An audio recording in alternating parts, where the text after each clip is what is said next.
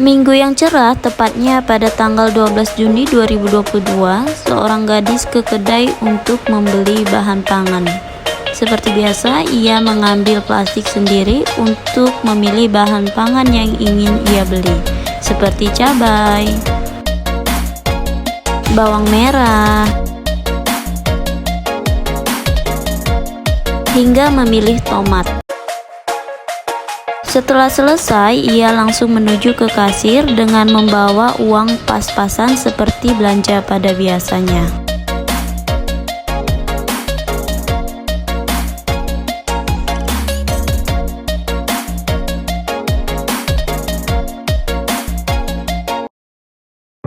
Tiba-tiba, jumlah pesanan mencapai 36.000, sementara uang yang dibawa 25.000.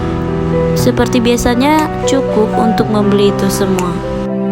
Gadis itu pun terpaksa harus mengurangi jumlah bahan pangan yang sudah dia pilih tadi.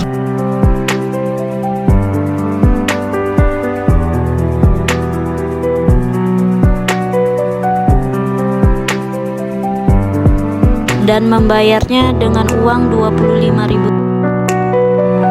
Ternyata naiknya harga pangan yang cukup signifikan membuat masyarakat menjadi sedih dan merasa tercekik.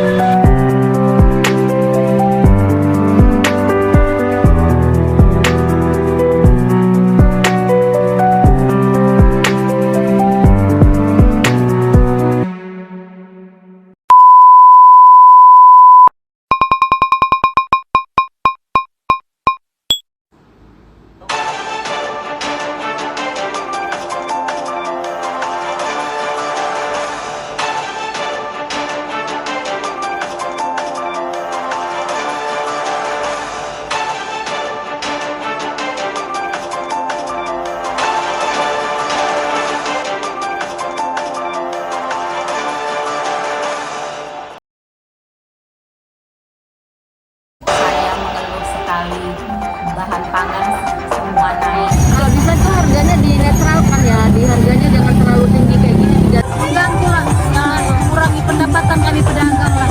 Makan juga. Jadi kalau ada kerja enak kita lah, kalau kita kerja dari bawah gimana? Nanti kalau begini terus-terusan, macam mana lagi ibu-ibu mau memberi vitamin ataupun ngasih makan makanan yang bergizi, sementara kalau cabai apa-apa aja pun udah mahal. Nah, jadi tolong Bapak diperhatikan juga.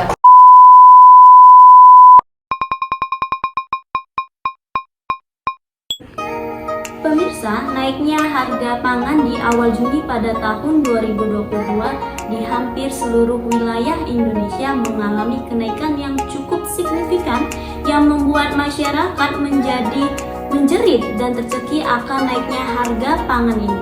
Berikut saya tampilkan berita naiknya harga pangan di wilayah Indonesia, khususnya di Kota Medan. Berita naiknya harga pangan di wilayah Indonesia sudah biasa terjadi.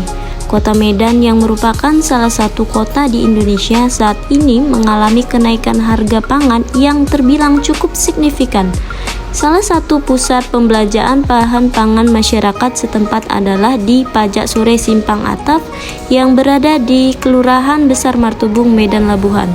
Diketahui beberapa bahan pangan yang mengalami kenaikan cukup signifikan disebabkan karena gagal panen akibat cuaca yang tidak mendukung. Sebabnya karena banyak gagal panen. Gagal panen ya Bu, itu bukan Berbagilah ke daerah-daerah, kayaknya kita berbagi ke Padang, kita berbagi ke Jawa, ke Aceh. Sedangkan kenaikan yang terjadi pada bahan pangan berupa daging ikan dan ayam disebabkan karena bahan makanan ternak itu yang tinggi. Bisa karena bahan pangannya tinggi. Terdapat beberapa harga pangan yang mengalami kenaikan cukup signifikan, di antaranya cabai merah yang semula harga 40.000 menjadi 80.000 per kilo. Bawang merah yang semula 30.000 menjadi 60.000 per kilo. Tomat yang semula 13.000 menjadi 16.000 per kilo. Daging ayam dan daging ikan juga mengalami kenaikan. Dari yang harga 25, 27, terus 30, naik sampai 1.000 jadi 35. Kemudian kenaikan harga telur yang sebelumnya 1.200 per butir menjadi 2.000 per butir. Sayur mayur juga melonjak naik. Semula dijual 1.000 per ikat, sekarang menjadi 2.500 per ikat. Kacang panjang tadinya harganya itu bisa cuman 6.000 sekilonya per kilonya, sekarang udah menjadi 10.000, 12.000. Kemudian yang harga terong aja yang nggak punya istilahnya, yang dulunya nggak ada harganya, sekarang aja 12.000. Kenaikan harga pangan tentunya mengakibatkan banyak dampak negatif bagi pedagang dan pembeli. Kenaikan harga pangan tentunya mengurangi pendapatan penjual yang biasanya masyarakat membeli per kiloan, sekarang hanya per ons untuk menghemat biaya kehidupan. Daya beli masyarakat itu menurun ya Bu. Jadi kebanyakan orang beli per on ya, nggak per kilo lagi. Per setengah kilo karena semua naik, cabai naik, bahan naik, tomat naik. Mereka kebanyakan jadi beli per on. Oh iya Bu. Jangan mengganggu lah, jangan mengurangi pendapatan kami pedagang lah. Jadi berkurang lah kan.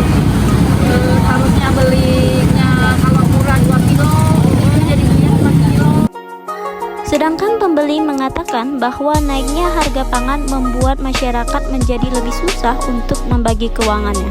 Mereka terpaksa harus mengurangi jatah makannya, apalagi masyarakat yang tergolong masyarakat menengah ke bawah, yang mana pendapatan tidak sebanding dengan pengeluaran. Di rumah tangga pun harga cabenya sudah segitu, harga sayurannya sudah segitu. Macam mana lagi kami memberangkatkan mengasih anak kami sekolah ongkos, atau uang jajannya, atau sapunya, atau uang keperluan lainnya. Kalau harga bahan sembako untuk masak di rumah aja udah segitu mahalnya. Sementara gaji dari pabrik atau gaji dari suami itu nggak mencukupi juga, gajinya nggak naik-naik. Dari penjelasan yang dipaparkan oleh pedagang dan pembeli tadi, bahwa kenaikan harga pangan yang cukup signifikan sangat mengganggu perekonomian masyarakat. Diharapkan kepada seluruh pengelola sandang pangan dapat menurunkan harga pangan agar masyarakat sejahtera. Setelah melihat dan mendengar berita tadi, lalu upaya apa yang dilakukan oleh pemerintah untuk mengatasi kenaikan harga pangan yang ada? Berikut penjelasannya. Upaya yang dilakukan oleh pemerintah pertama adalah melakukan operasi pasar. Kedua, adanya kebijakan fiskal khusus untuk ekspor dan impor pangan. Ketiga, memastikan pasokan pangan di dalam negeri bisa memenuhi permintaan nasional. Keempat, pemerintah harus menyediakan stok bahan pangan yang cukup. Kelima, menyiapkan bibit yang cocok untuk perubahan iklim. Keenam, mendorong ketahanan pangan lokal dan keluarga. Ketujuh, pemerintah mencegah penyeludupan pangan. Kedelapan, prediksi pangan yang dimintanya harus akurat.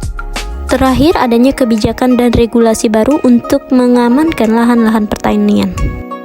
Sekian berita yang dapat saya sampaikan. Semoga berita tersebut dapat bermanfaat bagi pendengarnya. Sekian dari saya, terima kasih dan sampai jumpa.